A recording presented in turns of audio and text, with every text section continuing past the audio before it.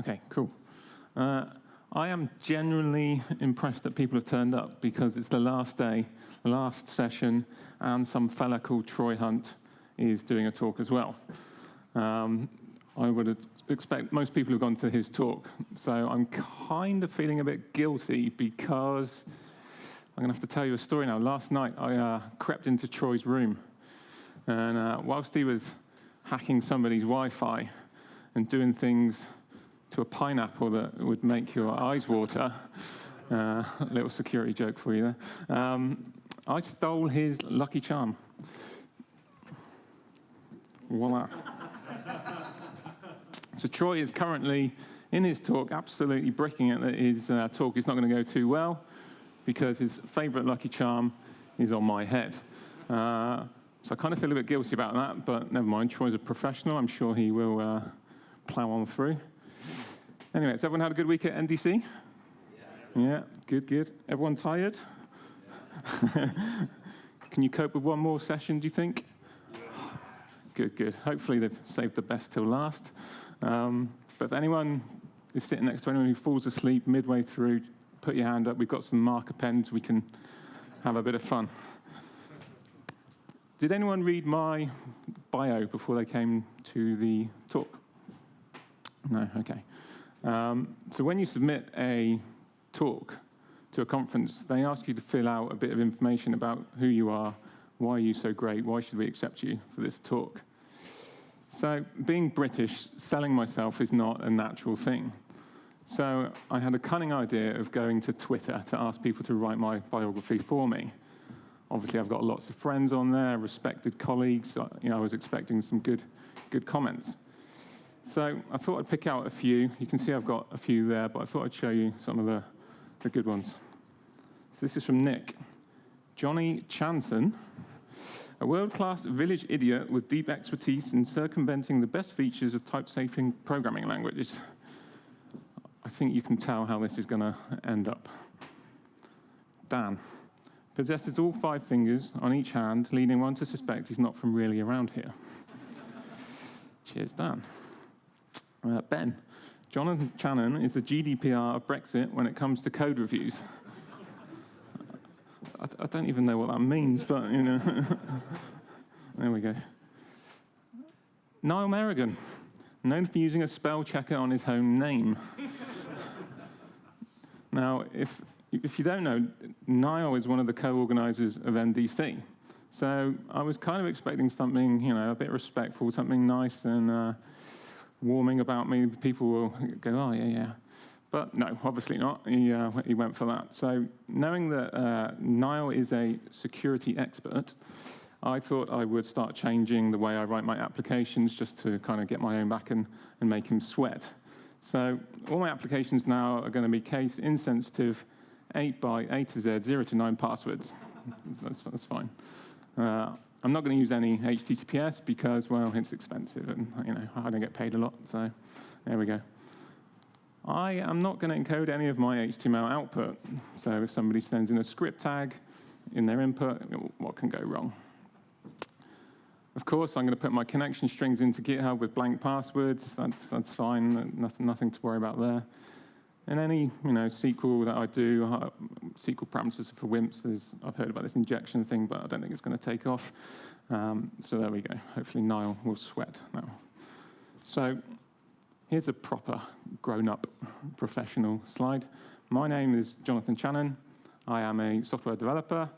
I am a core contributor to Nancy. Did anyone use Nancy before? Good. I wrote the OmniSharp Sublime plugin, so way back when OmniSharp first came back, I was there in the trenches. So if you use OmniSharp for VS Code today with C#, that's where it all comes from. I'm the author of Carter, which we'll go into later. I'm a former Microsoft ASP.NET MVP. I'm a husband, father, and all-round nice guy. I work for a company called VQ Communications, so thank you to them for letting me come here and talk to you. The majority of our team work remotely in the UK. We're about to release a new major release of our product in the next couple of weeks. This runs on .NET Core. We ship it in Kubernetes, It runs Postgres database, uses Redis as a cache, uses Elasticsearch. Pretty much every buzzword you can think of, we're kind of using that. VQ was also a company that paid for Nancy to get onto .NET Core a couple of years ago. So they're a good company to work for. If you want to see any of my code, it's at github.com/jchannon. I'm on Twitter at twitter.com/jchannon. My email is jonathan.channon@gmail.com. So, who uses Solid in their applications? Most people. So Solid has been around for 10, 15 years, ever since .NET kind of came out. They paired nicely, and it's a design pattern that most developers use. And they kind of take that design principle, they apply it to their projects, they then start a new project, they go, oh, we need Solid again, we need some IOC containers, et cetera, et cetera. And it's kind of ingrained in developers' psyche. And when junior developers join the company, they go, oh, how do we do this coding stuff? They go, oh, well, you need Solid. This is what you're going to do. And in fact, Microsoft have recently released some application guidelines, whether you're writing Docker apps or .NET Core apps and doing funky things with that. Their underlying recommendations is to use the Solid design principle. Now, I must state that I'm not against Solid. What has happened over the last few years, 10 years, should we say, Solid and layered applications seem to be joined together, and they're kind of synonymous in application design. I'm not against Solid, and in fact, parts of Solid will be in the final solution that I'll show you later on. What I want you to take away from the talk is that we want to write simple, clean, understandable code and no magic. So who has seen something like this before? Yeah, we all have. So I came up against something like this a while ago and scratched my head, thought, holy moly, and ran .trace on it, which is a profiling tool from JetBrains. And what it was saying was reflection was being slow in our application. And I thought to myself, well, we don't use reflection in our application. So I delved a bit more, and it said your constructors are being slow. So I was like, I think I know what this is. I think this is our IOC container. Because essentially what IOC is doing underneath is analyzing your types, looking at the constructors, seeing the types that your constructor needs, makes that, then looks at that type, and goes all the way down a tree to constructing your types.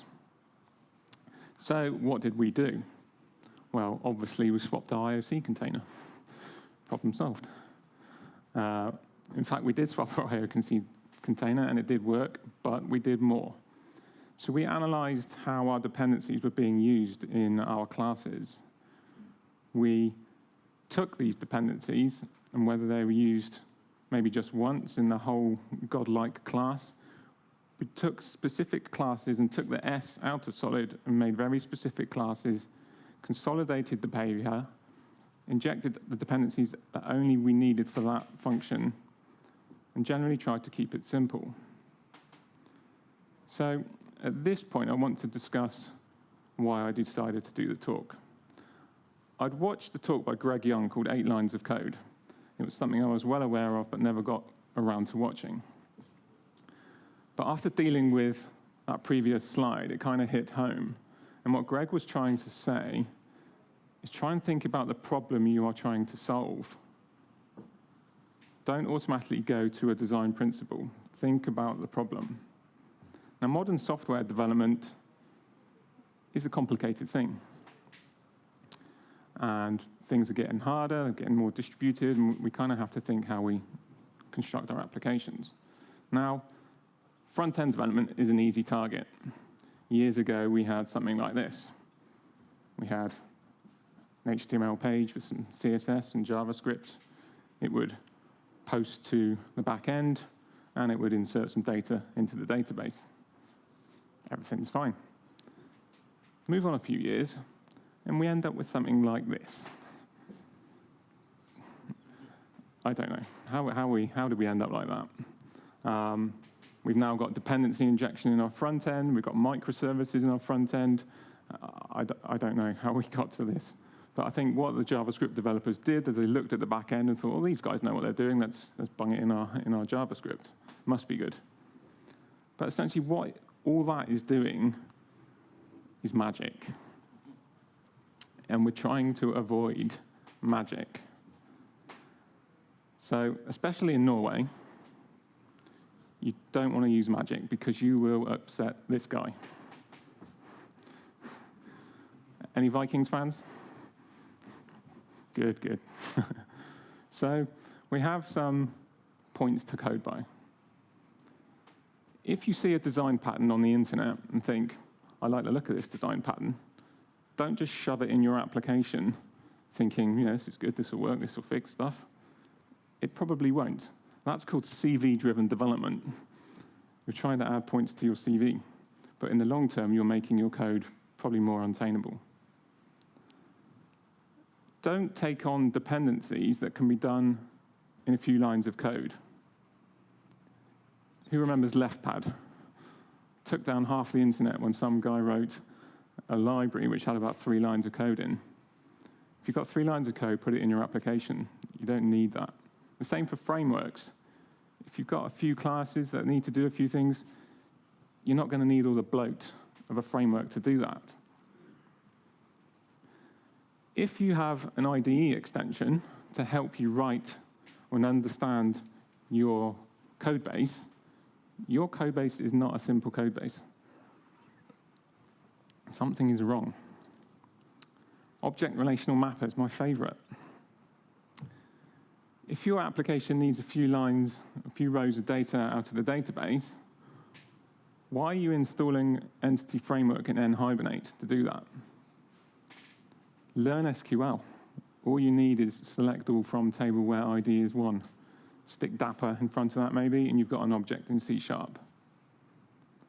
If you flip that and you're doing an application which is doing some intensive data crunching maybe, and you've got a complex domain, what makes you think Entity Framework in nhibernate is going to understand your domain more than you do? Learn SQL. I was at a job a while ago, and they used Entity Framework. I'd managed to avoid using Entity Framework because I'd heard lots of bad stories about it, but they were using it, and they had this query. And it was taking 4 minutes to run this query. It seems a long time. Let's go and have a look, delve under the hood and see what Entity Framework is producing.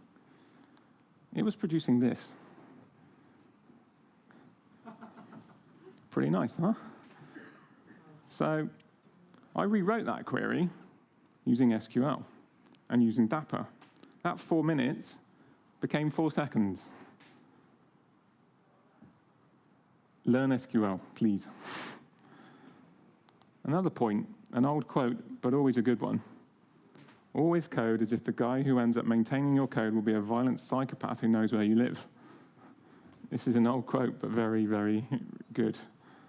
If you have to explain the intricacies of your code base to your junior developers, how you have to stand on one leg, jump to the left, jump to the right to make it work, alarm bells should be ringing. So today we are going to go through a few demos. We're going to start off with a traditional, solid, layered web application that hopefully everybody recognizes. We're going to then use Mediator, a library which will allow us to consolidate our dependencies and our behavior in our application. Once we've done that, we're going to remove Mediator because we don't need that dependency.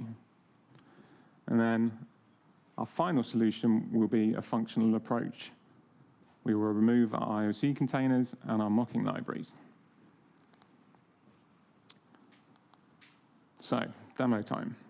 Now, there's quite a lot of code in these projects. And Chrissy tweeted me saying, why would I want to sugarcoat things? The biggest problem in development these days is demos that contain only 10% of the code you will need for a production-ready version. So this code is a fully running API, which returns films. So we're going to go through a lot of the code, so hopefully you will enjoy it.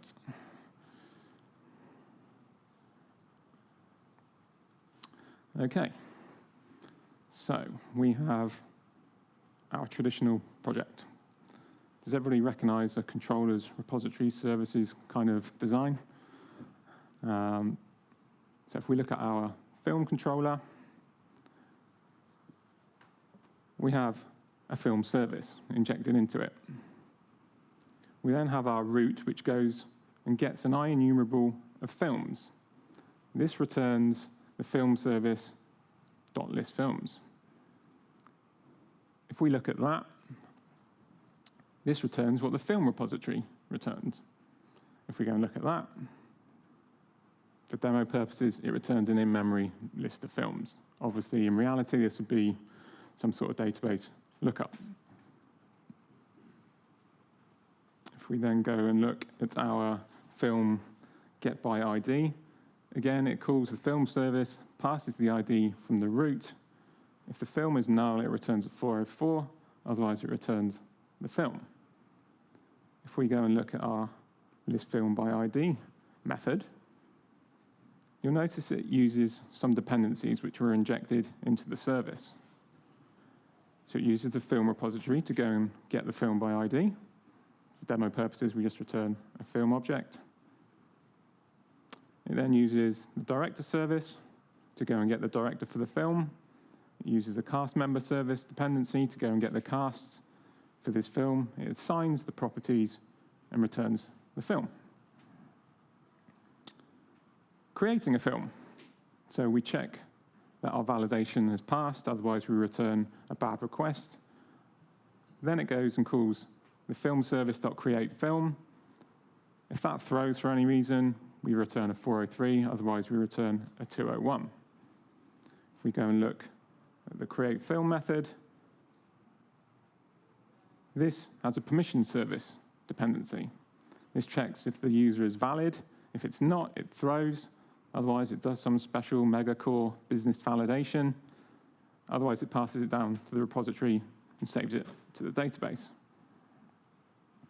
Similarly, with updating a film, we have an ID of the film it's going to update, checks whether the model state is okay. If the film service update film throws, it will return a 403, otherwise it will return a 204. If we look at the update film, again, it checks, is it a valid user? Do some special business validation. Use the repository to go and get that film. Update that film with the incoming film's properties, and then pass that to the repository to update the database. Same with the delete method. Passes it to the film service, returns a 403 if it throws, otherwise a 204. That also does a valid user check, otherwise it passes it to the repository. Everybody happy with that? Oops. So to test something like this, what we tend to do is have something that looks like this. So our first test should get list of films. This goes and gets an HTTP client. It takes an optional film service as a method argument, and it says, if that's null, create a fake instance of that film service. If the film service list films is called, make sure it returns an array of films with Goodfellas in it. If the film service list film by ID is called, return a film with Blade Runner. We then create an in-memory web server. We register our dependencies, we set up MVC, we set up our validation, and we return our client. We then go and execute a request to go and get some films. We then read the body back, and then we assert that Goodfellas was returned.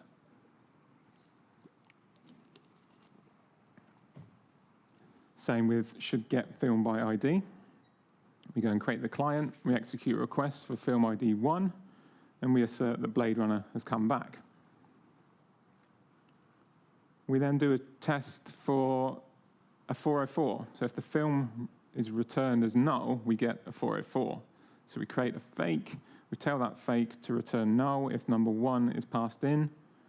We get our client, we execute the request, and we get a 404 back. Creating a film, we do a check to see if we get a 400. We create a client, we create a film with an empty name, because our validation is going to be checking that we've got a name. We execute that post, and we get a 400 back. So this is checking that our controller code is doing these checks inside them. We then have a test to check that a 403 is returned when an invalid user tries to create a film. Again, we create our fake. We tell the fake that when a create film is called and an instance of film is passed in, we're going to ignore it, but we're going to tell it to throw an invalid operation exception. So we get the client, we pass in a film with a name, so it passes our validation. We post that, it throws, and we check, we get a 403 in return. If everything is okay, we should get a 201 in response. The same for updating a film as before with the post. Create an empty name, do a put, check we get a 400. Same with throwing an exception. If we update a film with an ID of 1, we make a request with a valid film of ID 1, we should get a 403 in return. And if all is well, we get a 204. And the same with deleting. If everything is okay, we get a 204. If we tell our fake film service to throw when delete film is called, we get a 403 back. We can also do some tests maybe for the film service itself. We create a fake instance of the film repository. We go and get the film service by passing in fake film repository, director service, cast member service, etc., etc. We then create our system under test, which is our film service. We then execute list films, and we then check that list films on the repository was called. There's some reasons why you might do that. I think you would probably want to do some integration tests on your repository itself. This doesn't hinder it in any way, but I think there's probably better ways to test.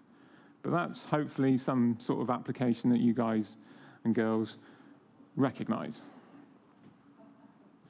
So what we're going to do now is move to a Mediator design. And this time, we arrange our project structure slightly different. We use a features folder. So all our films, logic, queries, etc., go under films, anything to do with directors, and so on and so on. So here we have our films controller under our films folder. We then have our create film, delete film, etc., under folders there. What we inject in our film controller here is the mediator, an iMediator instead of an iFilm service. If we look at our routes to get the films, we create a list films message. We then send that to Mediator, and Mediator knows it's going to return an IEnumerable of film. Now, Mediator works in the way that you have a message and a message handler. And your message handler is the single responsibility to return whatever is defined. So if we go and look at our list films handler, that's it. It's a class whose responsibility is to return an IEnumerable of film. Before we had our controller, our service, our repo, this is all we needed it to return. In reality, this would have some sort of SQL connection or whatever and return the films. But for our demo purposes, this is what it's doing.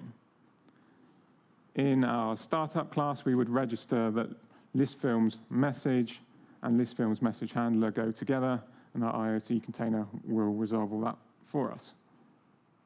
The same with getting a film by ID. We create a list films by ID message, pass in the ID, send it to Mediator, and again, if the film returned is null, we return a 404. Otherwise, we return the film. If we go and look at our handler for that, you can see we've got a few more dependencies. we have a list film by ID query, a get director by ID query, and get cast by film ID query. But we don't inject any permissions service because we don't need it in this class. But if you look at the handle method, it's exactly the same as we had before. It goes and gets the film, it goes and gets the director, it goes and gets the cast, it assigns it to the film, and we return the film. So nothing's really changed there. We've just consolidated into classes.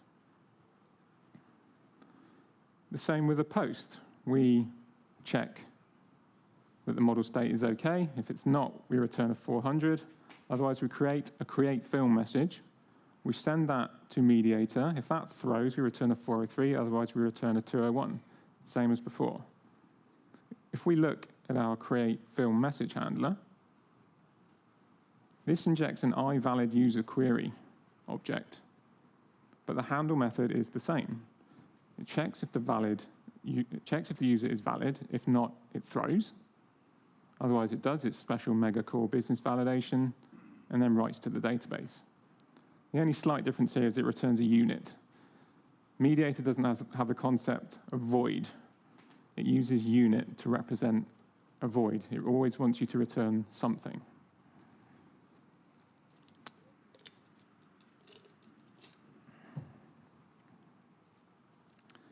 Same with a put. The logic is the same, but we create an update film message. We pass the ID. We pass the film. If it throws, we return 403. Otherwise, a 204. We inject our list film by ID query and valid user query objects. Is the user valid? Do some business validation. Go and get that film by its ID, which is in our message. We update the existing film. We write to the database with a new film and return. And the same with the delete.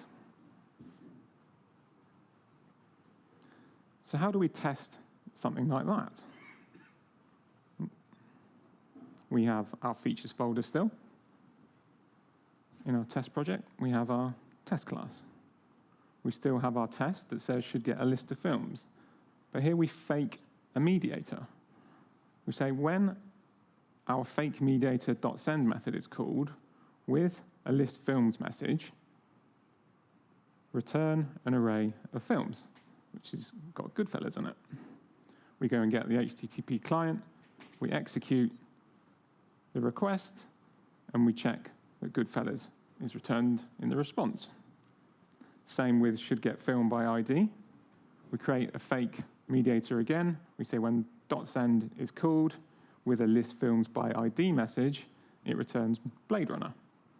We execute the request, and we check the response. The same again for 404. We tell it to return a null when a list films by ID message is passed to it. We then check, we get a 404 on response. The same for creating a film.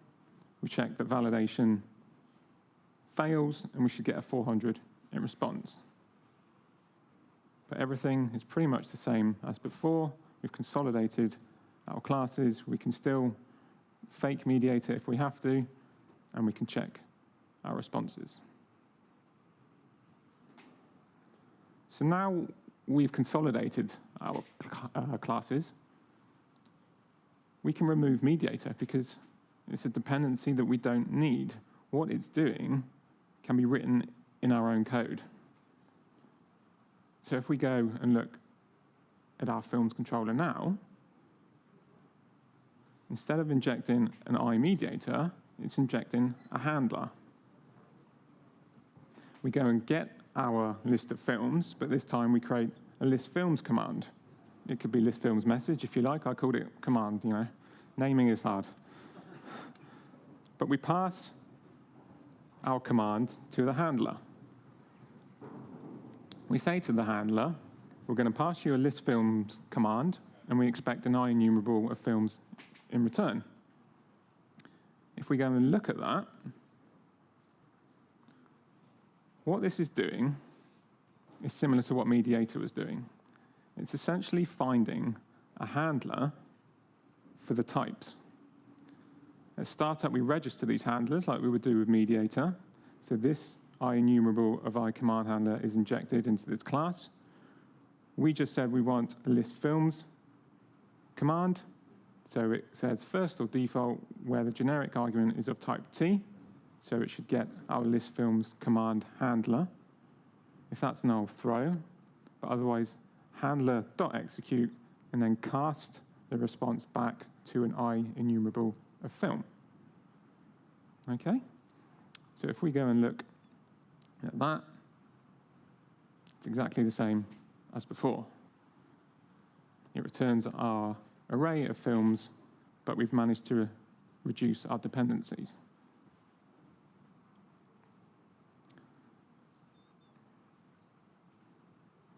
The same with our get films by ID, passes it to the handler. If it returns null, we get a 404 in response, otherwise a 200. If we look at the handler for that, again, we inject our dependencies to get the film. We have our director dependencies, and we have our cast members queries. But the logic in the method is the same as before. We go and get the film. If it's null, we return. Otherwise, we get the director, get the cast members, assign that to the film, and return. Same with the post. We check our validation. We create a create film command and pass it the film. That goes into our handler. If it throws, we catch it, return a 403, otherwise a 201. But the logic is the same as before. Checks the user is valid, does some validation, saves it to the database. And we can test this in the same way as before.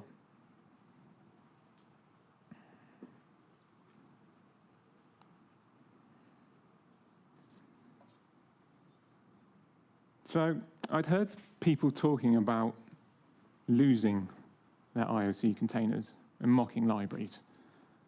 And I couldn't quite grasp it. I was scratching my head going, I don't know how they're going to do this.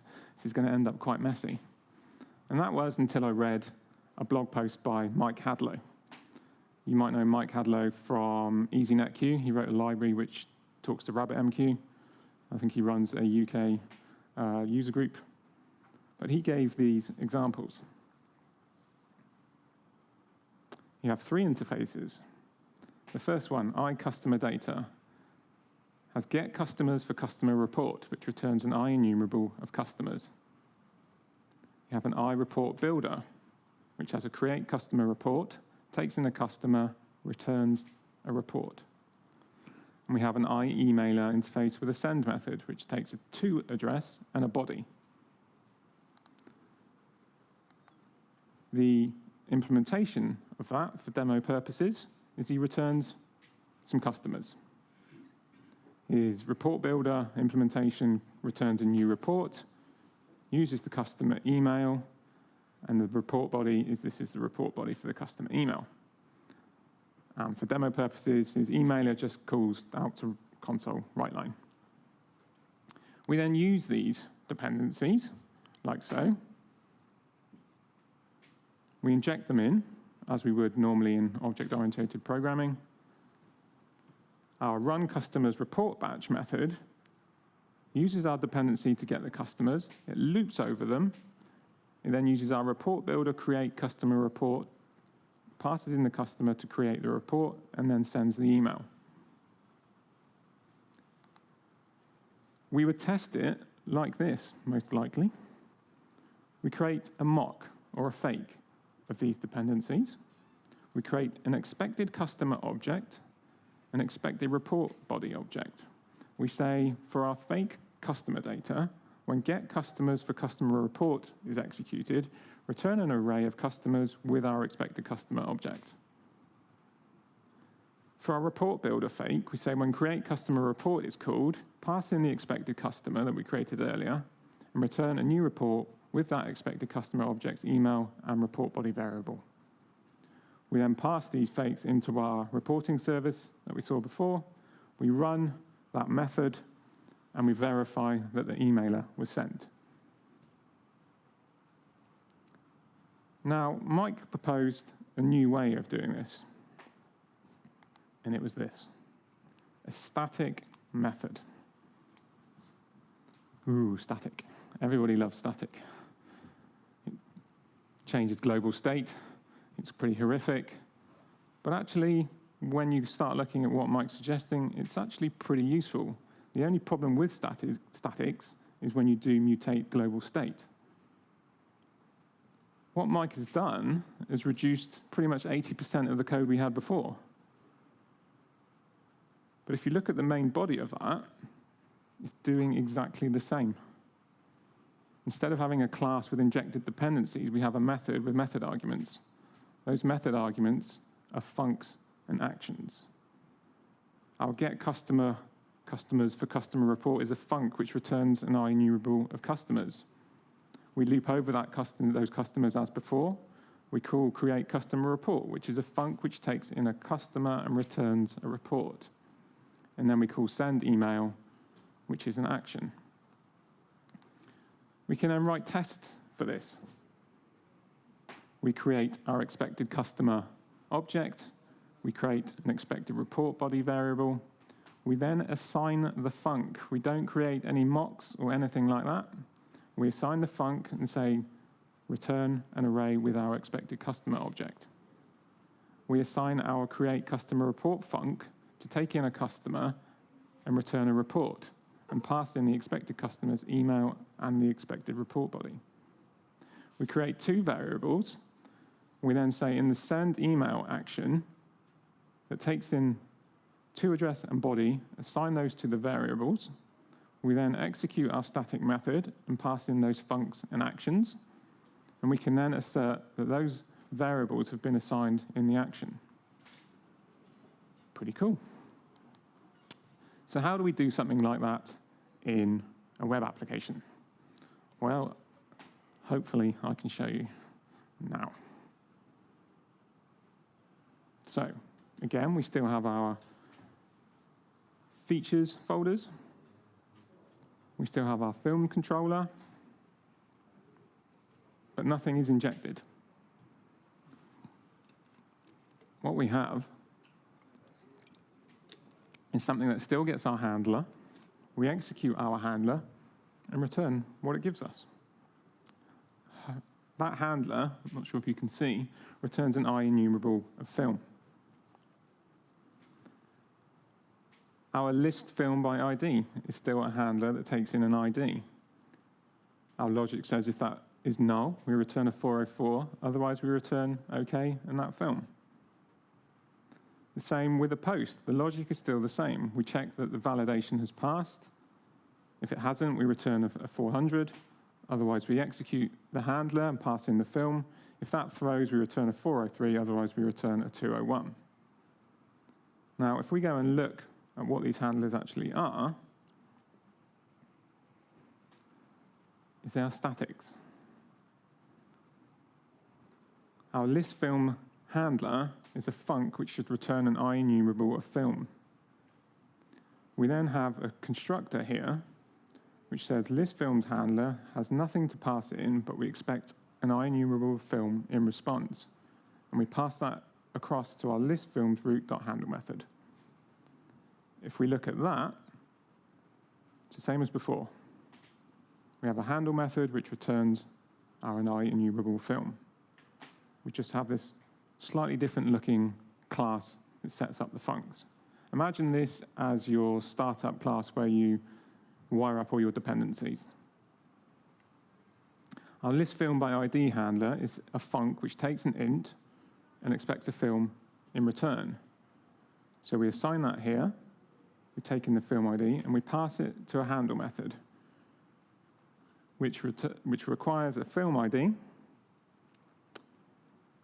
It requires a func which returns a film by ID. It requires a func which takes in an int and returns a director, and it takes in a func which takes in an int and returns some cast members. We can set that up here. For demo purposes, we do it in memory, But in theory, you could write some SQL to do that here. The same for the update film handler. That takes in a film ID and a film. We pass it across to our handle method. That requires the film ID, the film, a func which returns a Boolean to say whether the user is valid or not. For demo purposes, we are using this highly efficient code here. And it also requires a list film by ID func, which we've got here. And you'll notice we've also used it up here. So what we could do is use that commented code up there to share that logic. The same with the create and the delete handlers. They also use the valid user check. We could take that code that's used in 3 places and put it somewhere central. Now what we can do is tidy that up a bit, rather than having scary looking funcs and actions.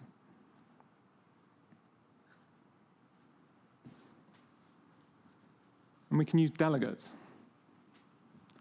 And it makes things look a bit prettier, doesn't it? Our list film by ID route, which has 4 dependencies, rather than writing SQL in here and using duplicated code, we've separated those into classes themselves. So we have a list films by ID query, which we can reuse. We can use that in the update film here, and we can use it there. Same with our valid user check. We've now got it in a class, which we can call execute on, and it still executes the same code. So how do we test something like this? Well, what we do is we still have our features folders. We have our tests. We still create our in-memory web server. We set up MVC, our validation, create the HTTP client, and return. So we have our test, should return 400 on invalid data. What we're doing here is we're not using any mocking libraries. We are assigning that func, and we are saying create film handler, takes in a film, we call our create film root.handle method, which takes in that film, but it also requires a valid user delegate, something that returns a Boolean.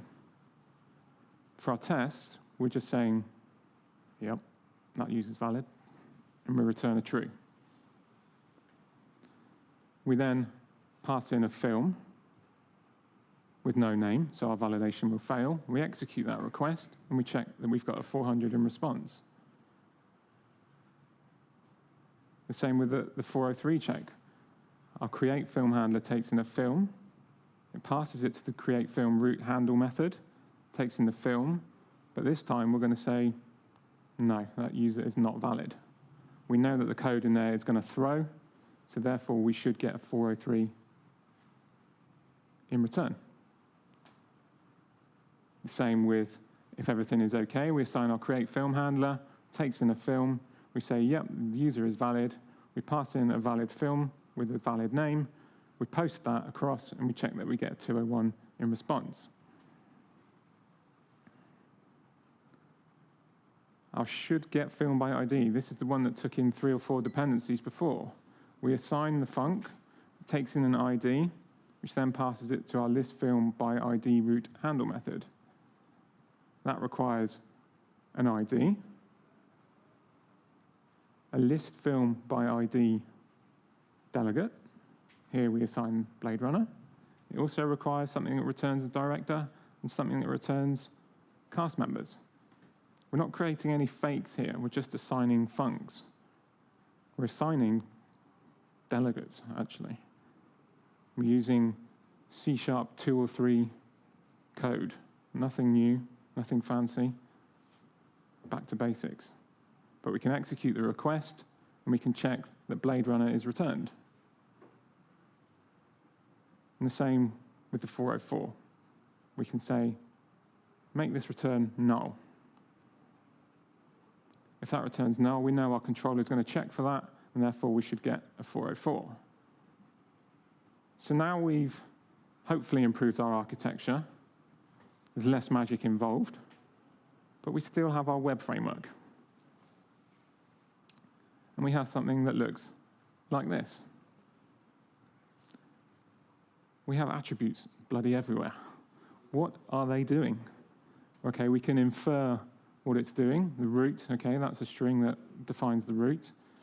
Allow anonymous, I assume, is allowing anonymous users. But what's that doing underneath? Is it inspecting headers or objects? I don't know. We then have to give an attribute to say, this is a controller. Well, we've told it it's a controller here. Why do we need more attributes here? What is this magic doing? Creating a film. Okay, it accepts a post.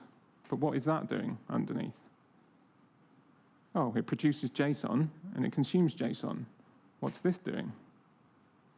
It also returns a 201 if everything is okay. What does produces response type do? I don't know. One of my developers has come along and said, oh, I need to do some special logic for this method and put an attribute on there. What is that doing?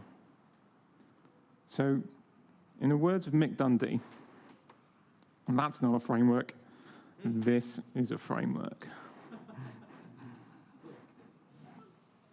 So, anybody used Nancy before?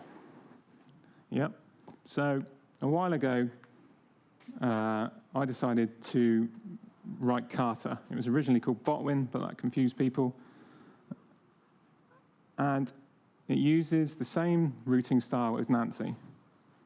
But Nancy uses Owin, so it can run on multiple platforms, multiple hosts. But the problem with Owin and ASP.NET Core now is performance. A request comes in, it goes across to Owin, which converts the HTTP context to a dictionary. Nancy takes that dictionary, creates its own request object, passes it through to the module, comes back out as a response, updates the dictionary, updates the context, and back out we go.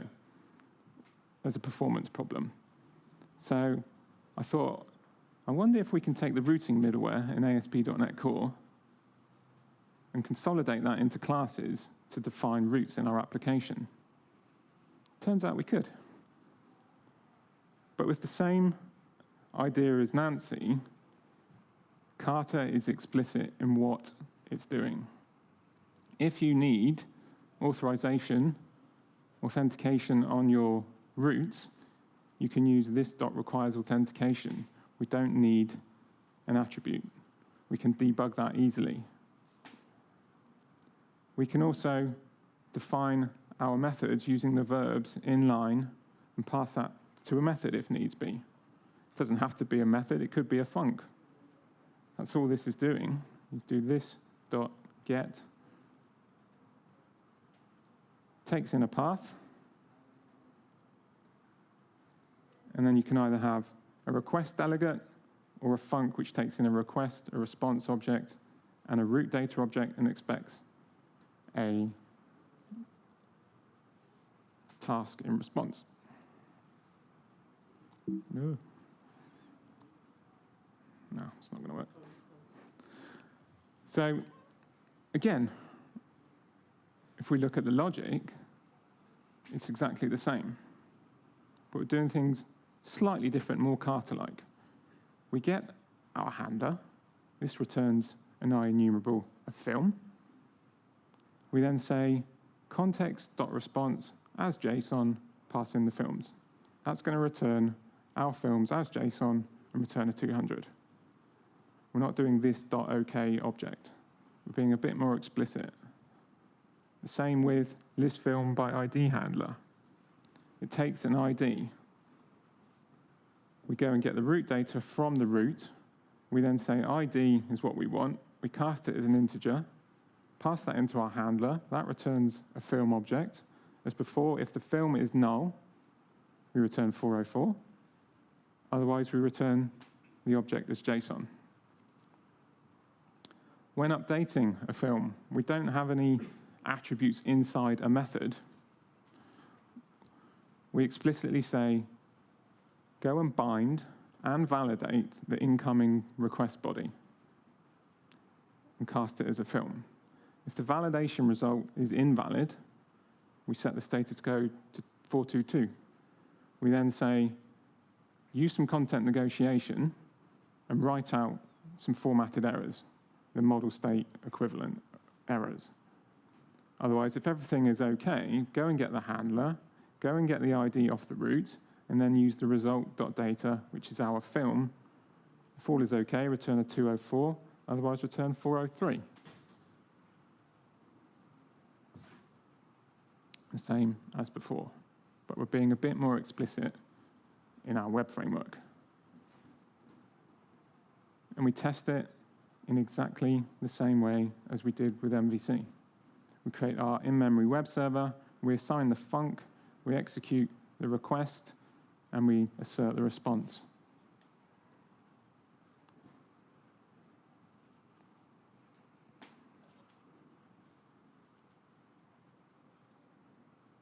So, some homework time for you. Demo code that I mentioned earlier from Mike Hadlow is at his website. Go and check that out. Greg Young also did a talk called The Art of Destroying Software. He said, if you write code that takes longer than a week to rewrite, your code was not simple enough. Take your code, delete it. If it takes longer than a week, something's not right. Mark Seaman did a similar blog post that said, solid, the next step is functional, and kind of highlighted similar to what I showed today and what Mike showed in his blog post. Brian Giesler also said, beyond solid, the dependency elimination principle. Try and eliminate your dependencies. Greg Young's 8 lines of code. I suggest if you've not watched it, go and watch it. It really is a good talk and will make you think days afterwards. Dan North did a presentation at PubConf last year saying why every element of solid is wrong. So, in conclusion, should you still use the layered solid approach? That's entirely up to you. Hopefully, I've shown you something today where you thought, oh, this guy knows what he's talking about. Try it out and see how you get on. If it does work, brilliant. What you can do is solve the next problem and not worry about magic, IOC, and things like that. Thank you for your time. The code is up on GitHub, if that's where we're still pushing code, because, Microsoft. So yeah, go and check that out. Have a play. If anyone sees Troy Hunt, can you tell him I've got his hat? My children have been watching a film recently called The Greatest Showman. They have a song on there called The Greatest Show. NDC has been brilliant this week. Glad I could come, so I'm going to play you out with that.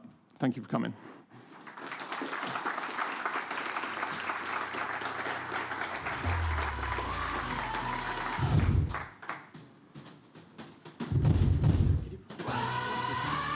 Sorry? Well, that list of blogs, that article list. That was...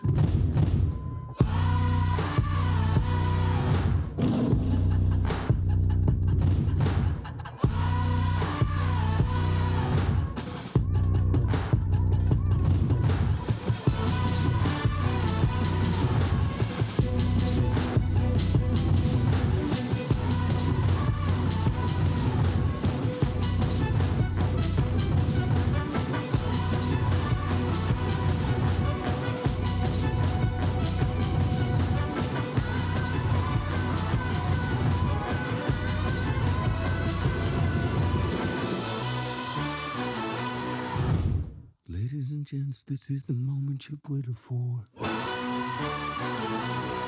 You've been searching in the dark, your sweat soaking through the floor. And buried in your bones, there's an ache that you can't ignore. Taking your breath, stealing your mind, and all that was real is left behind. Don't fight it, it's coming for you, running at you. It's only this moment, don't care what can gather. Your fever dream, can't you see you getting closer? Just surrender, cause you feel the feeling taking over. It's fire, it's freedom, it's fun.